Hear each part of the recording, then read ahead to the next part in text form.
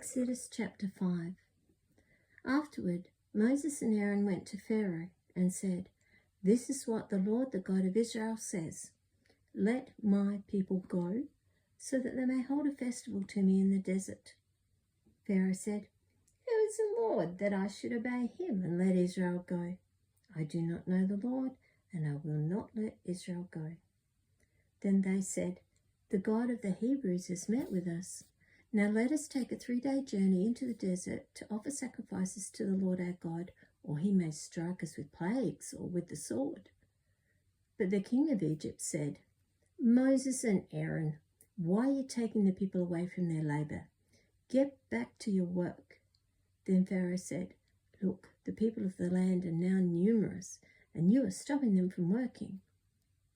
That same day, Pharaoh gave this order to the slave drivers and foremen in charge of the people: "You're no longer to supply the people with straw for making bricks. Let them go and gather their own straw, but require them to make the same number of bricks as before. Don't reduce the quota." They are lazy. That is why they are crying out, "Let us go and sacrifice to our God." Make the work harder for the men so that they keep working and pay no attention to lies. Then the slave drivers and the foremen went out and said to the people, "This is what Pharaoh says. I will not give you any more straw. Go and get your own straw wherever you can find it, but your work will not be reduced at all." So the people scattered all over Egypt to gather stubble to use for straw. The slave drivers kept pressing them, saying, "Complete the work required for you each day, just as when you had straw." The Israelite foremen appointed by Pharaoh's slave drivers were beaten and were asked, "Why didn't you meet your quota of bricks yesterday or today as before?" Then the Israelite foreman went and appealed to Pharaoh. "Why have you treated your servants this way?